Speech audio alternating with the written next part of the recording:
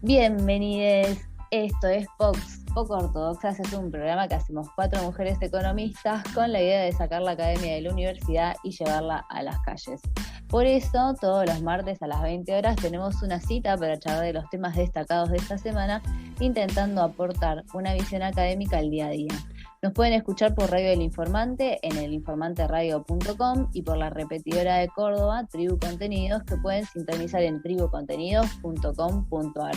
Si no nos pueden escuchar en vivo, recuerden que subimos cada emisión en formato podcast, así que nos encuentran en su plataforma de podcast preferida o en YouTube. Este martes voy a saludar solamente a Pia Garavaglia. Buenas noches, ¿cómo estás? Buenas noches, Noé. De vuelta estamos solas. ¿Qué pasó? Sí, las chicas siguen de vacaciones. Le mandamos un beso a las co-conductoras de este programa que se están tomando un merecido descanso, Antonella Gerbaji y Ana Laura Jaruf. Y la próxima semana ya las vamos a tener de vuelta con nosotras. Bueno, como siempre, mi nombre es Noelia Méndez Santolari y les doy la bienvenida al programa de hoy, donde vamos a estar charlando, bueno, principalmente de la cuestión electoral. No podemos dejarlo pasar, las novedades económicas que giran en torno a esto. Vamos a estar charlando también de algunas de las propuestas que surgieron en las plataformas de la campaña. Y para la entrevista recibimos a Magali Brosio, con la que vamos a charlar de varios temas, principalmente sobre cuáles son los peligros de abusar de los indicadores cuantitativos, que por ahí es algo en lo que los economistas caemos bastante, y bueno, no es gratis y hay que usarlos con responsabilidad. Un gran poder trae una gran responsabilidad, como diría el Hombre Araña. Sí, tal cual. Es a veces manejar una fuente de información que conllevan grandes responsabilidades. Eso es verdad, sobre todo el tema de después inferir qué nos dicen esos indicadores, ¿no? Sobre todo desde sacamos la cuestión cualitativa. Por ejemplo, creo que la que más se llega a uno a caer es el hecho de quitarle el componente social, ¿no? Hablar tanto de números, y después cómo pegan esos números, a quién le pegan, en qué medida, y eso a veces pasa que no se termina obviando, ¿no? Se hace medio lineal el razonamiento. Tal cual. Pero bueno, yo voy a arrancar con la consigna de hoy. Me tomo de uno de los temas que se estuvieron discutiendo durante la semana pasada y que, bueno, toma relevancia en vista de los resultados preliminares de estas PASO, en donde el bloque de Juntos por el Cambio sacó una mayoría abrumadora, así que probablemente los próximos meses vamos a tener que estar discutiendo la agenda. Y para eso les traigo el concepto de seguridad social para que discutamos luego flexibilidad, que es lo que están proponiendo candidatos como, por ejemplo, Martín Tetaz en la ciudad. Para empezar, los sistemas de seguridad social son un conjunto de instituciones gubernamentales que tienen el objetivo de atender a la población que enfrenta algún tipo de riesgo social y que conforma los pilares del estado de bienestar. Se entiende por riesgo social a situaciones en las que las ciudadanas y los ciudadanos no pueden desarrollar una actividad productiva, en realidad. Es decir, estás en riesgo cuando no puedes trabajar y sustentarte por vos mismo.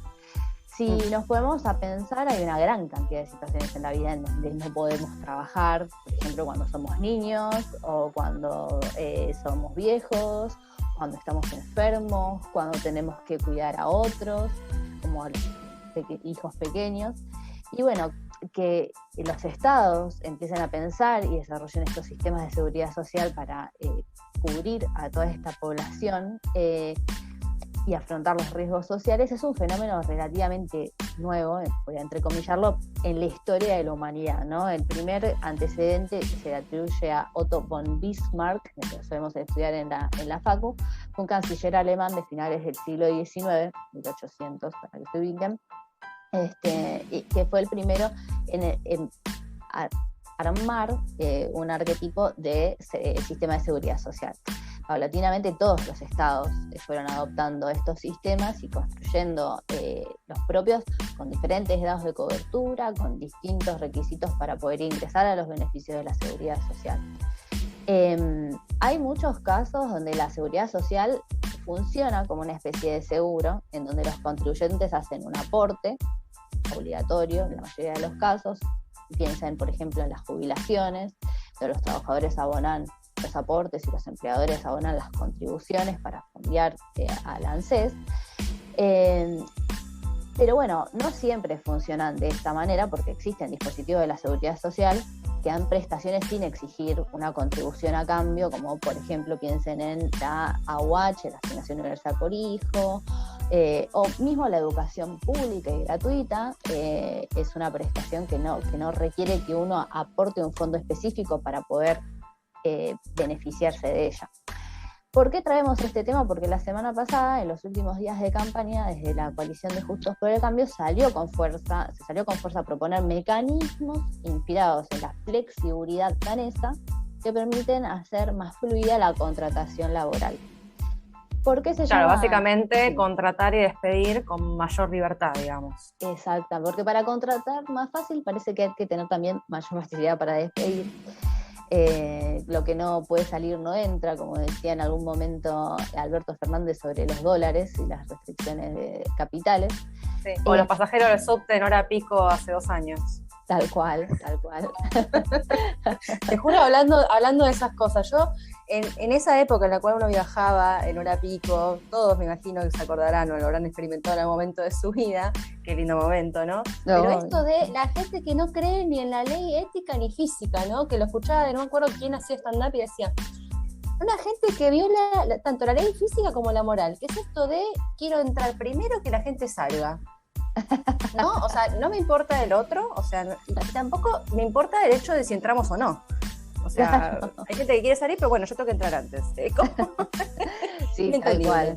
O sea, no funciona. Les pido por favor, vamos a volver por ahí. Muchos se están volviendo a las oficinas, respetemos las leyes físicas y éticas también. Bueno, volviendo un poquito a lo que es la flexibilidad, bueno, es flexible, por lo que vos mencionabas, Pidu, quiere decir que las empresas pueden despedir trabajadores más fácilmente cuando desciende la actividad y contratarlos cuando mejora la actividad, y es un seguro porque le otorga a la persona que fue despedida un seguro por desempleo para los periodos que están transicionando entre puestos de trabajo, porque sabemos que muchas veces no es que te despiden un empleo y entras al otro, sino que hay un periodo en donde permaneces desempleado, y en Dinamarca al menos ese seguro puede alcanzar el 90% del último salario. También cabe aclarar que la presión tributaria en Dinamarca es otra, que ese seguro de desempleo también tiene una cobertura temporal importante, o sea que antes de discutir este tema acá, creo que también se tienen que dar otras condiciones, ¿no? Si bien, a ver, es una opción, esto es mi opinión, ¿no? Pero si bien es una opción para adaptarse a la digitalización, yo, por ejemplo, estudio mucho lo que es el trabajo en plataformas, y esto en cierta forma tiene bastante que ver, también es necesario tener en cuenta que cuando no se le puede proteger al trabajador este periodo de desempleo, sea friccional, sea no friccional, sea estacional, sea no estacional, es difícil dar tanta libertad, ¿no? Porque si uno puede terminar cayendo en lo que pasó en los 90. Tal cual. Bueno, lo que tiene el sistema danés, lo que vos decías, es esto. El seguro por desempleo puede durar hasta 4 años, puedes estar hasta 4 años desempleado, bueno, claro, cobrando hasta el 90% de tu salario. O sea, es una muy buena cobertura, te requiere de una contraprestación, y una capacitación, pero es una muy buena cobertura que le permite a la persona como continuar con su vida. Y hay que ver si el Estado argentino, en comparación con el Estado danés, puede hacer frente a semejante envergadura o grado de cobertura.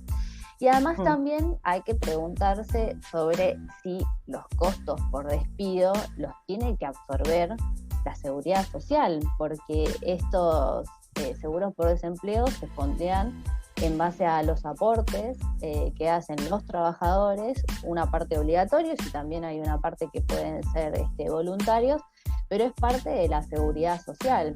Entonces se descarga de los empleadores la responsabilidad por costear el despido y por proveerle a ese ex trabajador un ingreso mínimo que le permita sustentarse por el tiempo que esté desempleado y que lo absorba la seguridad social. Hay que ver hasta qué punto le pedimos al Estado, ¿no? Y qué es lo que el Estado también puede dar. Sí. Yo creo que en este momento, primero que ya tenemos de entrada un déficit alto, la presión tributaria se está intentando manejar, pero que creo que también hay otras cuestiones para atender antes del financiamiento de estas cosas. Primero, también una reforma laboral, ¿no? Empezar a hablar de, ayornar un poquito las condiciones laborales, pero tener con mucha muñeca y teniendo mucho cuidado de, primero, qué tipo de sectores la afectás, de qué forma, que siempre se fomente un poquito la igualdad y que esta flexibilidad tenga una protección, digamos, ¿no? O sea, que no sea una carga para el empresario ni tampoco para el trabajador, digamos, que trate de buscar condiciones más equitativas para ambos lados, ni matar a uno ni matar al otro, ni dejar desamparado al otro. Sí, esto tiene mucho plafón, a mí me da la impresión, en los empleadores, en los pequeños empleadores, en las pymes, que tienen por ahí menos espalda para soportar los costos de un despido. Recordemos que, durante pandemia hubo previsión de despidos, doble indemnización, se encarecieron los costos para despedir gente. Y también, hay que decirlo, hay mucha informalidad laboral en Argentina, las contrataciones muchas veces son informales, y también existe mucha judicialización, porque cuando te despiden, si te tuvieron en negro, por ejemplo, hubo una situación de contratación irregular, y es el momento que tiene el trabajador para reclamar, porque mientras que está trabajando ahí, obviamente no te va a hacer ningún reclamo. Entonces me parece que tiene plafón en esto, pero que tiene más que ver con nuestra estructura productiva, que es muy débil, que los empresarios pymes también están hasta el cuello, que se empiezan a discutir estas cosas y que tienen adhesión por el contexto que estamos viviendo. Pues sí, queremos saber qué opinan nuestros oyentes. Cerramos esto aquí. Queremos que nos cuenten por las redes sociales. En Instagram les vamos a estar preguntando, estén atentes. Y pasamos al tema de la semana, ¿te parece? Dale, Noé, vamos.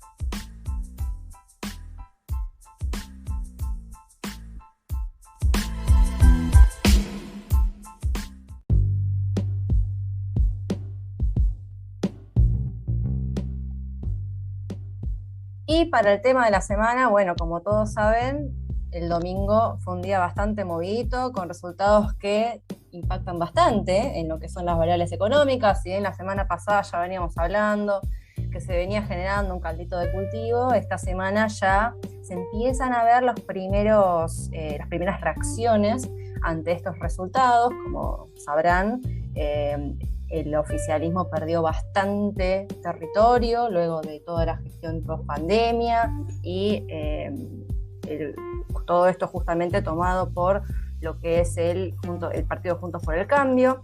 De esta forma, para darles una idea, si esto se trasladara a lo que son las elecciones generales, que se van a llevar a cabo en noviembre, el oficialismo podría llegar a perder 6 senadores y 9 diputados, lo cual es una pérdida en los quórum de las dos cámaras, con lo cual sería un revés durísimo.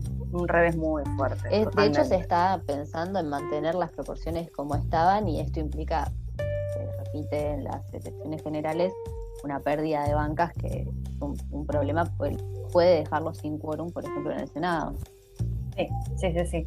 Por ahora igual los mercados están reaccionando positivamente. Sabemos que sobre todo lo que es la parte financiera es bastante reacia a los triunfos del populismo peronismo, con lo cual por ese lado se puede observar una reacción positiva. Lo que es las acciones de las principales empresas argentinas que cotizan en bolsa subieron un 20% el lunes, estas encabezadas por lo que es Central Puerto, Edenor, Banco Macro, Pampa Energía y Grupo Financiero Galicia, todas arriba del 10%. Y el Merval también subió un 10%, lo cual se ve como una buena recepción en que el oficialismo no llegue a tener ese quórum, digamos. Y bueno, también se plasma un poquito una elección un poquito más mercantilista, ¿no? No es nada menor que la tercera fuerza que esté manifestándose o reflejándose en este momento sea nada más y nada menos que Milei, ¿no? Que es una figura que está bastante en favor de todo lo que es el libre accionar del mercado, digamos, y el achicamiento del Estado. También pasó lo mismo con el dólar. El dólar también está mostrando un leve incremento, no tan fuerte como uno podría llegar a esperar, pero sí continúa esta tendencia, digamos, progresiva hacia el alza que se venía dando en los últimos meses, ¿no? Ya en julio creció un 7,4%, en junio un 7%, ya venía una tendencia un poquito más alta y ahora estamos ya en el 12%, ya son 20 pesos que venimos creciendo en total del año, con lo cual, si bien no estamos tan cerca del pico que se había dado en octubre del año pasado, sí se ve que la demanda de divisas sigue sostenida, digamos. Sí, y por último también se encuentra una dificultad en lo que es la presentación del presupuesto, porque esta semana el ministro Martín Guzmán va a tener que presentar el presupuesto nacional y se está observando, se está empezando a charlar sobre la posibilidad de que haya una complicación, ¿no? Sobre todo en los conflictos de intereses, porque como ya sabemos el FMI tiene exigencias en cuanto a la reducción del déficit, más allá de las necesidades que puede generar la economía post pandemia. Una de las exigencias fue el achicamiento del gasto, pero al mismo tiempo el populismo tiene una exigencia bastante fuerte en sostener el nivel de gasto público, ¿no? Más imagino de cara a cómo transcurren estas elecciones. El año que viene en el presupuesto se debería ver reflejada una reducción fuerte de este déficit, ya que en 2023, como van a haber otras elecciones, es más difícil llevar a cabo los ajustes. Con lo cual, me imagino que en este momento el ministro debe estar medio preocupado. Te voy a hacer bastante gráfica, Tupac Amaru. Así como tirado de los dos lados, bueno, yo me lo veo para ese lado. Sí, yo igual ahí que me gustaría como hacer de como un hay algo que se está gestando, me da la impresión que se manifiesta en estas elecciones con la muy buena elección que hizo Javier Milei y que hacen también por ahí las elecciones que ya no son de centro, sino que son de derecha bastante más extrema y que tienen que ver con la realidad económica que se vive en el país. No es casualidad que Milei no apareció ayer, hace muchos años que tiene mucho plafón en los medios de comunicación, pero me da la impresión de que en estos contextos de pandemia, de fuerte recesión económica, de autoendeudamiento, encuentra en el electorado que está frustrado, que no tiene laburo, que tiene miedo, que no sabe si va a llegar a fin de mes, como un caldo de cultivo de gente con mucha bronca y con mucha ira que como favorece o premia a esos discursos más violentos, más que tienen otra connotación, porque una cosa es tener ideas de derecha o de izquierda y otra cosa son las formas y los métodos para expresarlos, y tienen mucho sí, totalmente. Evidentemente creo que el planteo de los términos en los cuales se está discutiendo, que creo que también si bien Milei puede haberlo empezado, creo que varios candidatos empezaron a mostrar ese tipo ese tono de discusión, de conversación, y en definitiva creo que el voto respondió a eso, ¿no? Como sí, que fueron vamos al voto con bronca, al voto con casi castigo. Claro. Y se observa. no sé si te acordás que por ahí en la facultad, esto es una discusión por ahí más de académica, pero muchas veces se decía, hay una teoría que dice que el movimiento, el nazismo, que Hitler se ungió con la voluntad popular, porque Alemania, después de la guerra, había sufrido un fuerte ajuste económico, estaba hiperendeudada por las multas y estaba en hiperinflación. Exactamente, una realidad económica muy tremenda, un pueblo ahorcado por las deudas, el país está destruido, sí. Y eso le dio plafón a la derecha más extrema, y con apoyo popular. Así que bueno, sí, no sería la primera vez que ocurre tal cual. Exactamente, hay que tener cuidado con las recetas de austeridad en estos momentos tan complicados, sí, en Argentina y en el mundo. En el mundo. Y ya que estamos hablando con ese ganchito del mundo, voy a pasar a la parte internacional. Dale. Y lo que te voy a contar no es más que nada el debut de Salvador con las criptomonedas. Viste que la semana pasada aconteció justamente esta aceptación del Bitcoin como moneda de cambio en El Salvador, y quería comentarles brevemente qué es lo que nos dejó hasta el momento de enseñanzas, ¿no? ¿Qué podemos interpretar sobre esto? Como ustedes saben, El Salvador es una economía que está dolarizada, y eso implica que el Banco Central estaba atado de manos, digamos, en cuanto a emisión de moneda propia, ¿no? Porque en definitiva tiene que corresponder más con el dólar. Caso similar a lo que es la economía de Ecuador, por ejemplo, la economía de Panamá. Y lo que dicen los analistas es justamente que este tipo de países, no solamente por el hecho de no tener independencia o autarquía en términos monetarios, también lo que tienen es una población muy poco bancarizada, ¿no? Con poca accesibilidad al sistema bancario, y eso los vuelve un nicho bastante favorable para que se desarrollen mecanismos de inclusión financiera, como el acceso a las criptomonedas, la banca digital, o la fintech. Con lo cual, en este momento, también teniendo en cuenta el presidente que tiene El Salvador, que es bastante pro mercado, pro movida financiera, él fogoneó justamente el establecimiento del Bitcoin como una forma de generar empleo y justamente inclusión financiera. Por las remesas, ¿no? que también traían de... Exacto, también. Es una población que tiene... la primera fuente de ingresos del país son las remesas que reciben de familiares en Estados Unidos. O sea, es muy dependiente. Por eso es que está tan dolarizada, ¿no? No es que hubo una determinación, sino también es por el tema de su estructura de población. Y los cálculos del presidente dicen que el Bitcoin, si el 1% fuese invertido en El Salvador, podría incrementar su PBI en 25%. Que ahí, bueno, anda a chequearlo, pero fue como su estimación sobre la cual tenía que hacerlo.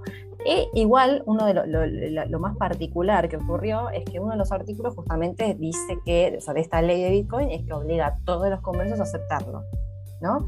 Pero luego,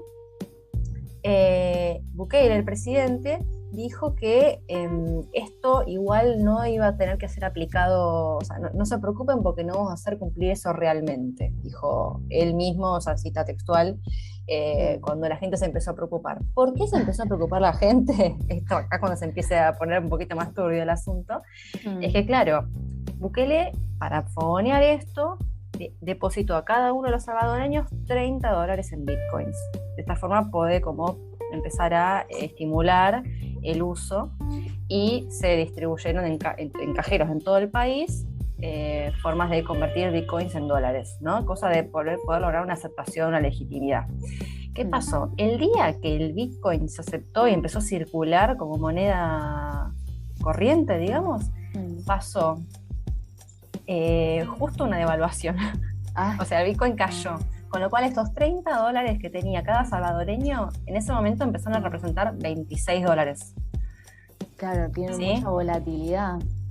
Exacto, que bueno, son medio las reglas del juego, pero al mismo tiempo es, bueno, ¿cómo logro que la gente confíe? Porque si bien uno puede tener inflación y todo, que también no es el caso de El Salvador, como le dije, es un país que está muy dolarizado, también es cómo aceptamos una moneda que puede variar. Ojo, capaz mañana en vez de tener $30 tengo 40 y buenísimo, pero también me puede salir para abajo. Entonces, bastante complicado. Y es por eso que yo leí una opinión que me pareció muy, muy interesante de este especialista en monedas sociales, se llama Miguel Yasuyuki Hirota, que dice justamente que el hecho de que no esté regulada la moneda y no tenga medidas sancionadoras con lo que es la economía ilícita o la economía negra, el tráfico de droga, etcétera, y encima que haya que subyugarse a los protocolos informáticos del Bitcoin en sí, es medio lo mismo que estar dolarizándose. O sea, seguís entregándote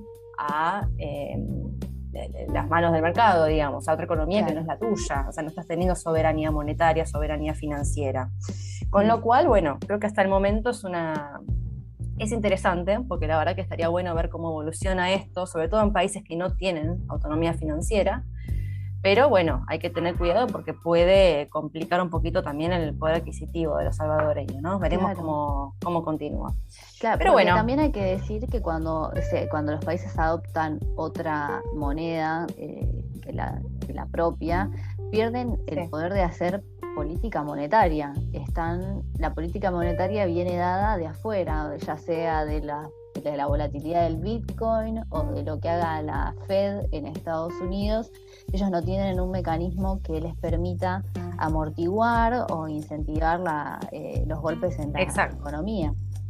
Exacto. No es, ¿cómo se llama? El famoso trilema, ¿no? No tienen la posibilidad de tener autonomía en términos de política monetaria. No tiene sentido. Exactamente. Así que bueno, Noé, si te parece, vamos al Abrohilo y seguimos con el programa. Me encanta.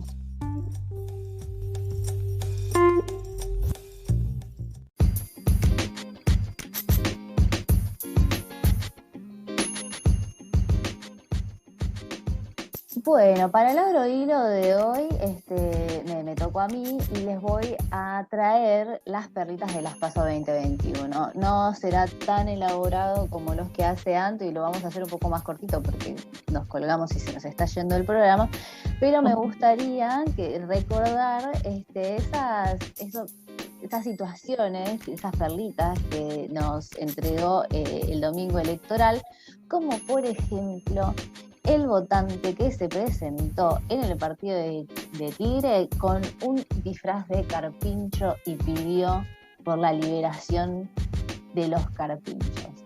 La verdad, me reí todo el domingo con esto. Me parece un grado de elaboración enorme para el día de votación.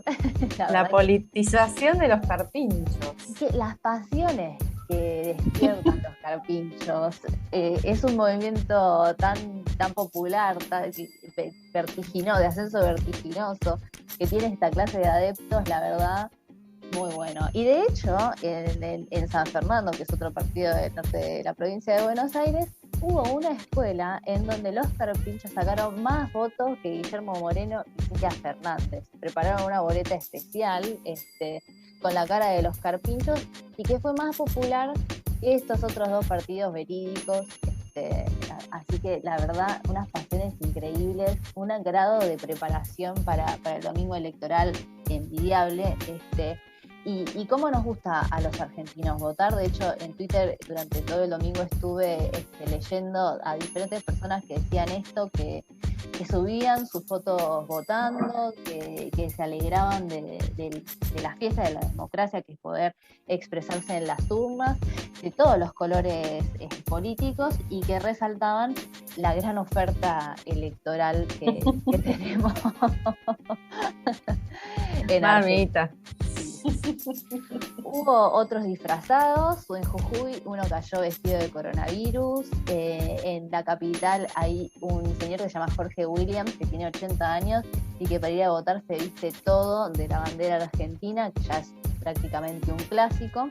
Y otra de las perlitas, hablando de lo mucho que nos gusta ir a votar a los argentinos y cómo cumplimos nuestro deber cívico, hubo uno que estaba prófugo de la justicia y que se presentó como presidente de mesa y lo llevaron preso. Ese amor por la democracia, la verdad, ¡Epa! Inédito. Inédito. Mirá vos. Sí. ¿Cómo se expuso? ¿Cómo? ¿Cómo se expuso? Sí, tal cual. Bueno, supongo que tenía el pedido de captura en otra provincia, supongo que pensó que en Santa Clara del Mar nadie lo iba a ir a buscar, pero bueno, la justicia funcionó y allí estuvo la policía para detenerlo. Y bueno, quiero cerrar con esta nota de color y vamos a la entrevista. ¿Qué te parece? Vamos a la entrevista y en honor a esta joyita de personalidad que nos dejó las elecciones, dejo este tema I Fought the Law de The Clash.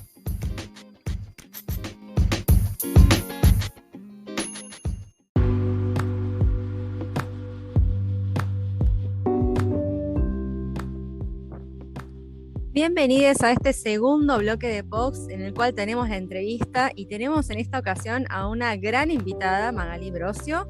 Magalí es licenciada en Economía de la Universidad de Buenos Aires y magíster en Economía Laboral de la Universidad de Turín y Sciences Po.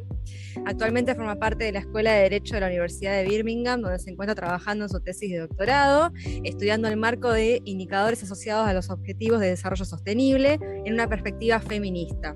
Magalí también se especializó en el área de economía de género, tanto dentro de la academia como por fuera, a través de su trabajo para organizaciones como el Center for Women's Global Leadership y la ONU de Mujeres. Magalí, antes que nada, te queremos agradecer por estar acá. Muy buenas noches.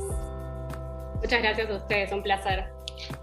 Sabemos que estás a varios kilómetros en este momento, con lo cual también agradecerte a tu adaptación horaria para poder charlar con nosotras. Y también, como sabes, este es un programa que intenta llevar la academia al día a día y también parte de eso es contar un poquito lo que es el proceso de formación de los investigadores, ¿no? De qué se trata este camino hacia la investigación y también los casos de lo que continúa la formación en el exterior, ¿no? Como es el tuyo. ¿Querés contarnos un poquito de cómo fue este proceso? ¿Cuáles son los puntos positivos, los negativos de este camino? Sí, claro, por supuesto. Bueno, yo siempre digo en algún sentido que tengo como un background medio híbrido, en el sentido de que no he estado siempre en la academia, he estado como entrando y saliendo de la academia constantemente, siempre me he tomado tiempo entre mis distintas etapas de estudiante, lo cual tiene, beneficios y tiene contras, ¿no? Te permite poder desarrollar otros tipos de habilidades, te permite interesarte en otras temáticas que a veces no se abordan dentro de las aulas, pero bueno, a la vez a veces no te deja hacerlo con la profundidad que una desearía. Yo en realidad, como comentabas, hice mi carrera de grado en la UBA, estudié economía, la disfruté muchísimo, aprendí muchísimo. Y dentro de las distintas temáticas me interesaba en particular economía laboral, ¿no? Y por eso después de un par de años decidí irme a hacer mi maestría a Italia, donde la OIT, la Organización Internacional del Trabajo, tiene un centro de entrenamiento internacional y tiene algunos programas de posgrado, entre ellos la maestría que hice yo, que es en economía laboral para el desarrollo. Esta fue mi primera experiencia afuera, tuvo partes buenas y partes malas, así como positivo, me parece que está bueno resaltar que fue fácil, no la maestría, sino el proceso de migración fue fácil, en el sentido de que vivía en el campus, en el sentido de que mis compañeros también vivían conmigo en el campus, teníamos las aulas cerca, teníamos la comida cerca, abrir una cuenta bancaria también era dentro de ahí de la como universidad. que se da también mucho intercambio, ¿no? Entre académicos, me suena, porque nosotros hicimos la maestría en la UBA, ¿no? Terminamos la maestría y nos íbamos cada una a sus casas, no es que comíamos juntas o vivíamos juntas, como capaz sí te pasaba, ¿no? Bueno, en algún punto sí y en otro no. O sea, creo que había el potencial, pero por ahí no sucedía tanto como uno desearía. Lo que sí sucedía era eso, que tu vida medio que transcurría ahí adentro, lo cual era bueno y era malo. O sea, era bueno porque era simple. O sea, la verdad que una de las cosas más difíciles de emigrar, y yo ya estoy en mi tercera emigración, así que tengo algo de experiencia. La realidad es que parece una pavada, pero tener que de un día para el otro abrirte una cuenta bancaria, sacar una línea telefónica, alquilar un departamento, todo en un país, en otro idioma, en un país donde no conoces las reglas, donde no conoces las costumbres, no es nada fácil. Y le agrega, bueno, el estrés de un momento que ya de por sí es bastante complicado. La verdad que llegar a un lugar donde tenés una habitación, tenés un buffet, tenés, como te decía, el banco adentro de la universidad, entonces es simplemente ir y llevarle tus documentos y tener la confianza de que te van a abrir una cuenta sin demasiados problemas, etcétera. La verdad que eso ayuda bastante. La parte mala es que vivís en un mundo aparte, ¿no? O sea, yo, por ejemplo, hablaba todo el tiempo en inglés con mis colegas, no aprendí una palabra de italiano, lo cual me da muchísima vergüenza. Las veces que salí, las pocas veces que salíamos de campus a tomar algo, la verdad que no podía pedir algo, no podía pedir la comida, no podía pedir la bebida. Entonces no tuve un proceso verdaderamente de inmersión en la cultura local, como yo creo que es parte, digamos, integral, ¿no? de esto de emigrar para estudiar. Yo pienso que es importante lo que pasa dentro de las aulas, pero también es importante lo que pasa fuera de las aulas, académico y no académico, ¿no? Con respecto a dentro del aula, la verdad es que yo me di cuenta, bueno, por primera vez en realidad corroboré algo que yo sabía o sospechaba, que es que la verdad que la calidad académica de la UBA era tan buena como sospechaba. La realidad es que no fueron contenidos muy distintos o muy superiores a los que yo ya podía, digamos, tenía, digamos, una base, sobre los cuales yo ya tenía una base sólida. Me sentí muy cómoda. Lo más desafiante creo que fue esto de probar a hacer en inglés, ¿no? Todas las cosas que digamos, rendir un examen en inglés que no fuera de inglés. Eso fue como por ahí lo que primero me preocupó. Yo la verdad es que, y me parece importante por ahí mencionar esto, yo fui a una escuela primaria y secundaria pública, además de haber ido a la UBA. Yo aprendí inglés en mi escuela pública y mi secundaria pública, y yendo una vez por semana a mi profesora del barrio. O sea, digamos que estudiar afuera no es algo que estuvo siempre en mis planes ni en mis posibilidades. Y nada, sin desconocer que obviamente hubo o requiere ciertos privilegios o ciertos recursos, la realidad es que me gustaría que por ahí gente que piensa que no está en sus cartas se atreva a soñarlo o a pensar en que quizás sea una posibilidad para ellos también. Al menos en mi caso fue así. Yo hasta muy grande, digamos, también tampoco había viajado, no me había subido a un avión, así que fue una experiencia. Pero no sos tan grande. Decís muy grande, pero sos joven. Bueno, no soy tan joven. Sí. Si vos no sos tan joven, nosotras tampoco, así que lo vamos a dejar en que sos muy joven. Pero bueno, eso, realmente a mí me había pasado un poco eso, que no era algo, o sea, no era algo que yo había pensado que me podía pasar a mí, y a través de haber conocido a una colega en mi trabajo que había hecho esta misma maestría y que también me ayudó mucho a transitar como el proceso de aplicación, que tampoco es fácil, es como un mundo aparte. La verdad que me ayudó a empezar a pensar que eso que me podía pasar y que era algo que yo podía hacer. Y la verdad que fue una experiencia súper enriquecedora en ese sentido, y que a quienes tengan la posibilidad realmente se las recomiendo. Qué bueno, qué bueno. Bueno, Ma, pasemos un poco a tu producción como investigadora, porque estuviste participando en el Congreso Anual de la Asociación Internacional para Economistas Feministas y presentaste un panel de trabajo que me pareció re interesante, y hago una traducción casera del nombre, que se llamaba Cuenta conmigo, una discusión sobre los peligros del fetichismo cuantitativista en la economía feminista. Y para nosotras que somos economistas, donde todos son números, todos son indicadores, me parecía re interesante poder poner de manifiesto cuáles son los riesgos detrás del abuso de los indicadores cuantitativos.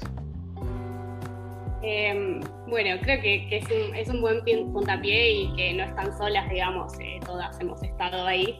Creo que es un poco a lo que te lleva, ¿no? la carrera, y creo que es un universo, digamos, el pensar un poco qué hay además de indicadores o qué hay además de números, es algo que he descubierto progresivamente con la economía feminista por un lado, pero también con el avance hacia una carrera como más interdisciplinaria, y que me ha permitido un poco salir de esto. Yo creo que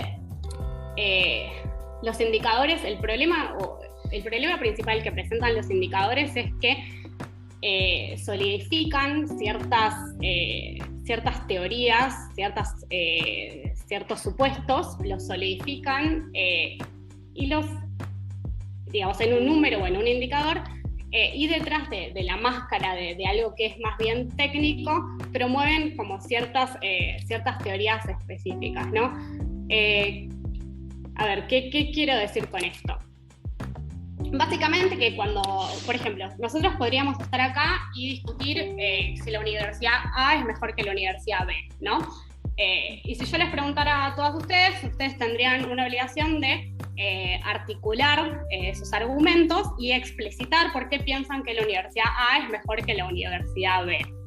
Ahora bien, si yo agarro y digo, no hay nada que debatir aquí porque el ranking producido por tal organización dice que la universidad A es efectivamente mejor que la universidad B, lo que yo estoy haciendo no es utilizar ese indicador como una herramienta dentro de mi argumentación, sino que estoy básicamente cercenando el debate e imponiendo ciertos criterios que están cristalizados, ¿no? Ese indicador, digamos, ¿cómo mido yo qué tal universidad es mejor que la otra? Y a través de ciertos criterios que para mí son importantes, omitiendo otros y minimizando otros, ¿no?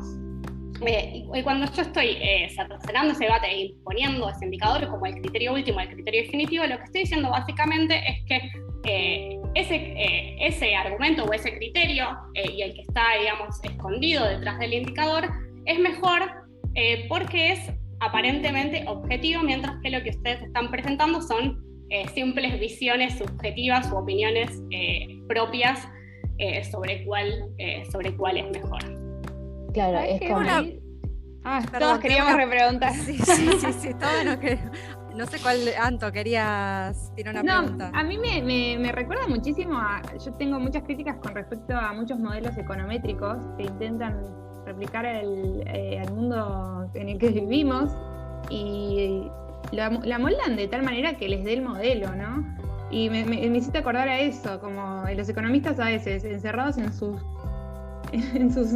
casas intentando hacer modelos con indicadores que les convengan a ellos mismos.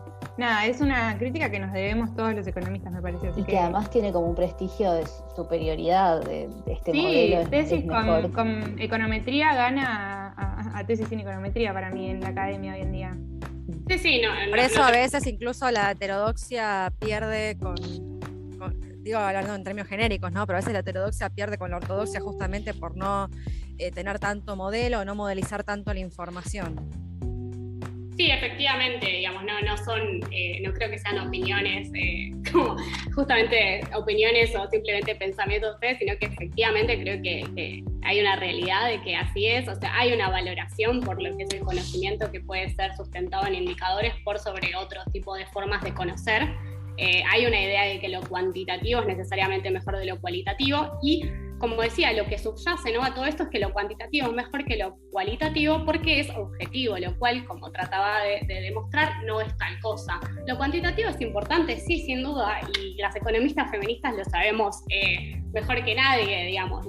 Los indicadores nos han permitido demostrar la importancia de una innumerable cantidad de cosas, ¿no?, de la importancia del trabajo de cuidados no remunerado, o las feministas mismas sobre la importancia de los femicidios. O sea, la información cuantitativa de los indicadores dicen muchas cosas. Ahora, ¿son lo único? No son lo único. Y creo que ahí vale mucho la pena preguntarse, como decía Antonella, de por qué hacemos lo que hacemos, ¿no? ¿Cuál es el fin? ¿Para qué estoy haciendo este modelo? ¿Qué quiero llegar a? ¿Qué quiero explicar? De esto te hago una consulta que me viene justo a pelo, ya llevando el tema de las cuestiones de género de lo que estás investigando, ¿no? Tengo una duda particularmente sobre la diferencia entre lo que es hacer un análisis que incluya las categorías de género o por otro lado, hacer un análisis de lo que es feminista, porque sé que hay una diferencia y yo al menos no es algo que tenga claro. Y después, por otro lado, también te quería preguntar si hay avances en esta temática, lo que sea en el armado de indicadores o investigación del tema.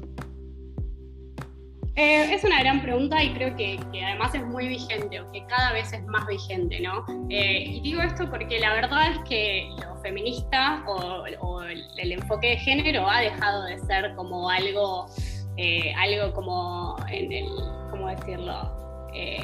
Marginal, y se está volviendo cada vez más mainstream, ¿no? La verdad es que vemos que hoy, no sé, el FMI, el Banco Mundial y un montón de otras organizaciones que no consideramos como abanderados de la causa feminista, que están teniendo un enfoque de género, que hablan de los efectos o los impactos de género.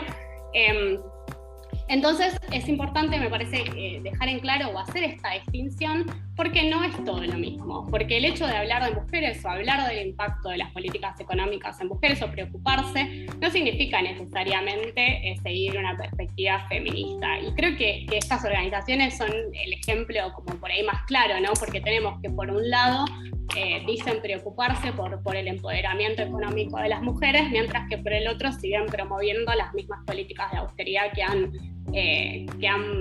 promovido siempre, quizás con algunos matices, pero que está demostradísimo que afectan desproporcionadamente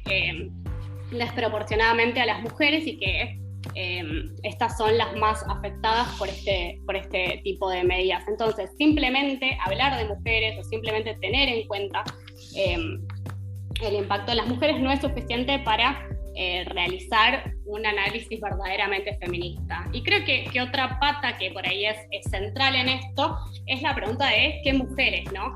Porque cuando uno mira, o de qué manera las vamos a incluir, porque cuando uno mira como las agendas que se promueven desde muchos de estos sectores sobre lo que es el empoderamiento femenino, vemos que hay como un foco excesivo o un foco único en el acceso de mujeres a ciertas profesiones como más, ciertos cargos más jerárquicos, lo cual sin duda es importante, pero no hay una verdadera preocupación por la situación laboral extremadamente precaria que enfrentan millones de mujeres en muchos de los sectores que estas mismas organizaciones promueven, ¿no?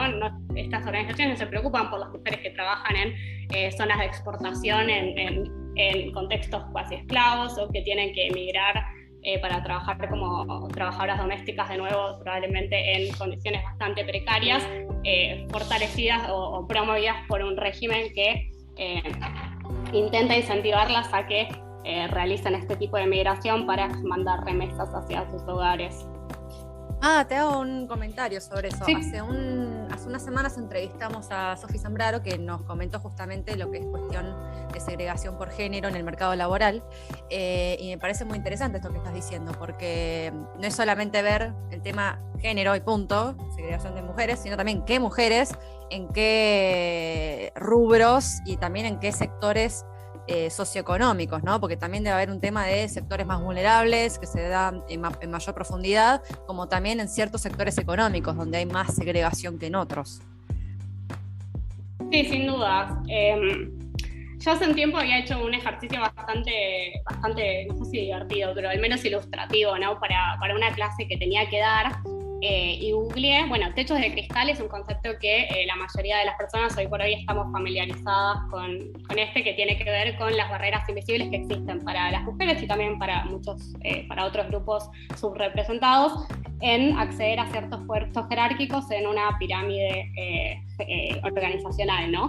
Cuando uno busca en los medios o busca en cualquier buscador online este término, va a encontrar millones y millones de resultados.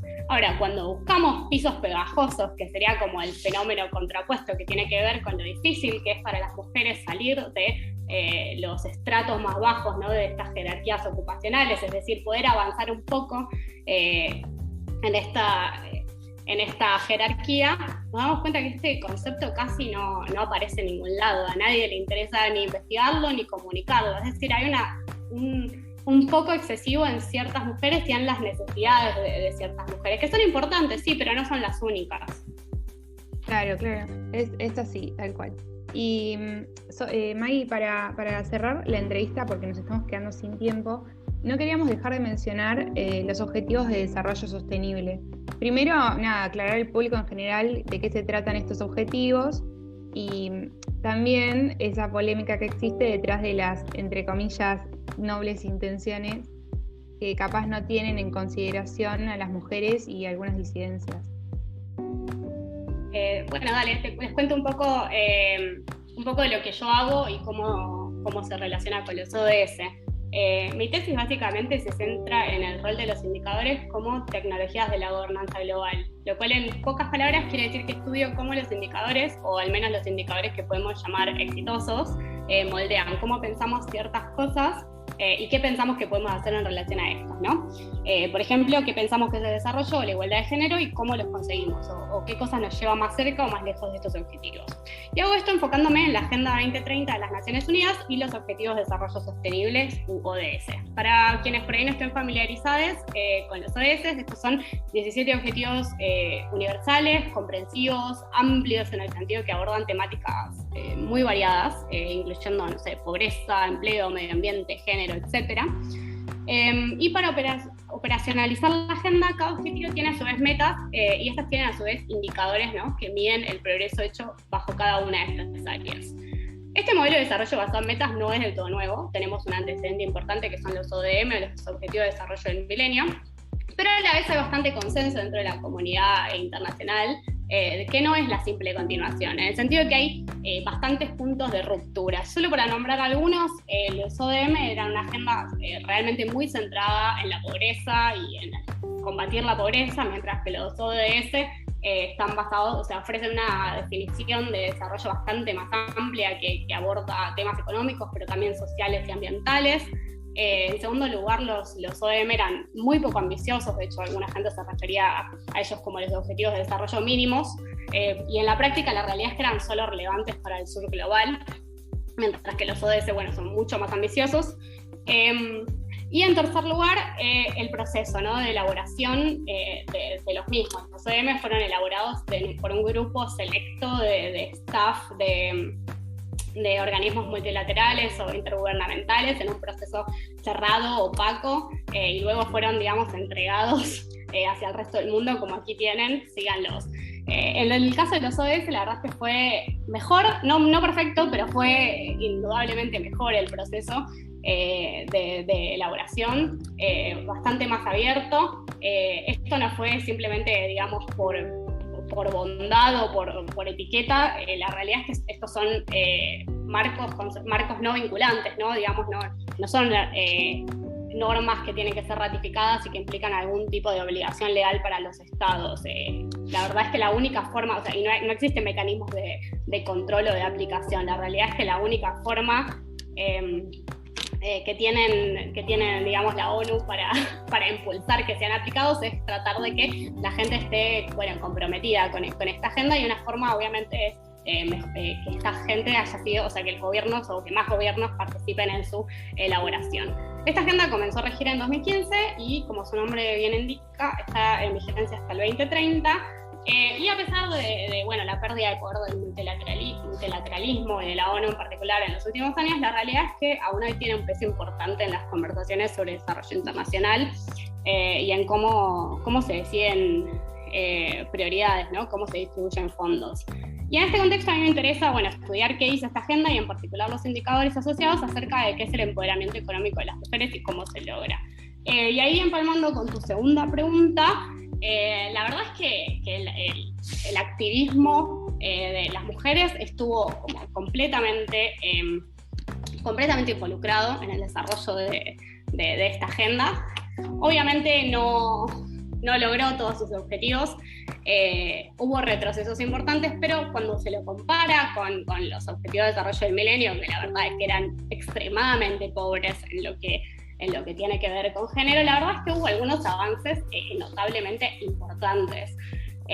Por ejemplo, la inclusión del tema de trabajo de cuidado no remunerado en un objetivo de desarrollo internacional es realmente sin precedentes, por lo cual creo que hubo varias victorias importantes. Ahora bien, muchas de estas están matizadas porque, bueno, por un lado, como digo yo, la verdad es que en los indicadores se acota bastante lo que se había comprometido en las metas o en los objetivos. Y porque, bueno, además después hay una utilización bastante selectiva, ¿no? Por parte de los gobiernos, ya que, como decía previamente, es una agenda no vinculante y, bueno, es bastante fácil elegir y seleccionar y descartar las metas según como a uno le convenga, ¿no? Claro, claro. Bueno, Maga, la verdad que nos estamos quedando sin tiempo, nos quedan un montón de preguntas más, pero bueno, te comprometo para alguna otra oportunidad volver a charlar y retomar estos temas que tanto nos gustan hablar en el programa. Y te despido hasta la próxima. Muchísimas gracias, chicas, un gustazo. Gracias. Gracias. Chao, Maga, un gusto recibirte.